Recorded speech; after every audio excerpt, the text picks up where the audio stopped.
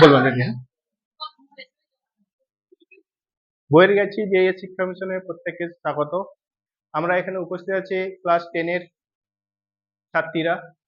আজকে ডিজিটাল বোর্ডে ক্লাস শুরু হয়েছে, মানে আমাদের প্রথম খুব ভালো উদ্যোগ। আগে আগে পর্যন্ত আমাদের ব্ল্যাক বোর্ডে হতো, তারপরে হোয়াইট বোর্ডে হয়েছে, কিন্তু দিনের সঙ্গে তাল মিলিয়ে আমরা ডিজিটাল বোর্ড নিয়ে আসছেন কর্তৃপক্ষ, তার জন্য কর্তৃপক্ষকে অসংখ্য ধন্যবাদ। তাই আজকে আমরা ডিজিটাল বোর্ডের ক্লাস শুরু করেছি।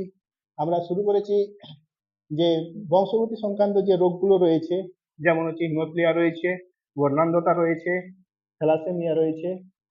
আমরা আগে দেখিয়েছি, পড়িয়ে কন্টিনিউ চলছে আমাদের ক্লাস।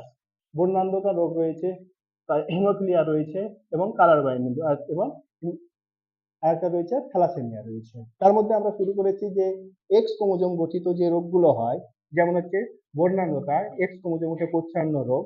তার জন্য যে রোগগুলো হয়, যেমন আমাদের যে রেটিনা থাকে, রেটিনাতে যে পিগমেন্ট গুলো বা রঞ্জকগুলো সিনথেসিস হয়, কোন রকম এক্স ক্রোমোজোমের যদি মিউটেশন ঘটে যায়, তাহলে সেই রঞ্জকগুলো সিনথেসিস হয় না। যেমন আমাদের রঞ্জক রয়েছে, ক্লোরোলোব রয়েছে, সায়ানোলোব রয়েছে এবং এরিথ্রোলোব রয়েছে। ক্লোরোলোব যদি সিনথেসিস না হয়, আমাদের সবুজ কালার দেখতে অসুবিধা হবে। সায়ানোলোব যদি সিনথেসিস না হয়, নীল কালার দেখতে হবে, অসুবিধা হবে। এবং এরিথ্রোলোব যদি সিনথেসিস না হয়, তাহলে কি হবে, লাল কালার দেখতে পাবে না।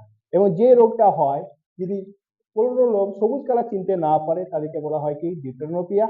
এবং টাইটেনো নীল কালার হয়েছে টাইটেনোপিয়া, এবং লাল কালার হলে প্রোটোনোপিয়া। ঠিক আছে, যেমন যে ব্যক্তির হবে তাকে বলা হচ্ছে ডিউটেনো এবং টাইটেনো এবং প্রোটোনোপিয়া। ঠিক আছে, প্রোটোনো। এই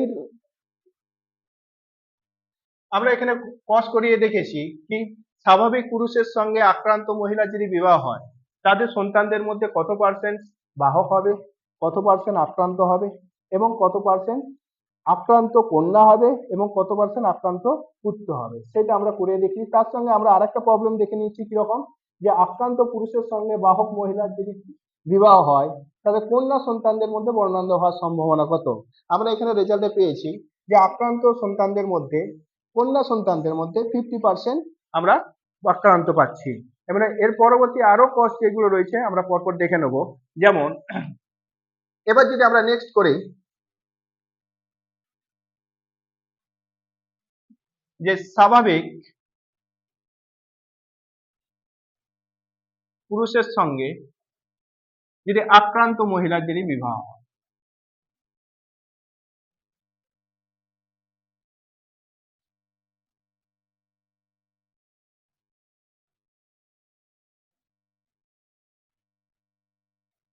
তাহলে আমরা প্রত্যেকেই জানি স্বাভাবিক পুরুষের জন্য তার জিনোটাইপ হয় এক্স সি প্লাস আর ওয়াই।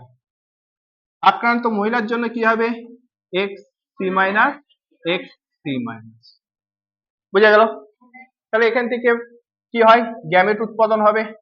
কি কি গ্যামেট পাবো, এক্স সি প্লাস ওয়াই। এখান থেকে কি কি গ্যামেট পাবো, X C minus X C minus. দুটো একই রকমের গ্যামেট পাবো। তাহলে এদের মধ্যে আমরা কি এটা দু রকম ভাবে দেখাতে পারি, একটা চেকার বোর্ডের সাহায্যে দেখতে পারি বা ডাইরেক্ট ক্রস করিয়ে দেখাতে পারি। তাহলে চেকার বোর্ডের সাহায্যে যদি না করে যদি আমরা ডাইরেক্ট ক্রস করিয়ে দেখতে পাবো কি, তাহলে এক্স সি প্লাস এর সঙ্গে যদি এক্স সি মাইনাস গুণ করা হয়, কি পাবো, X C plus X C minus. তাহলে এইটা জেনোটাইপ যদি এক্স সি প্লাস এবং এক্স সি মাইনাস হয়, তাহলে এর ফেনোটাইপ কি হবে, বাহক কি, বাহক 2 নম্বর। এটা কি পাবো, X C plus X C minus. তাহলে এটার ফেনোটাইপ কি হবে, আক্রান্ত সি প্লাস আছে না, বাহক কন্যা।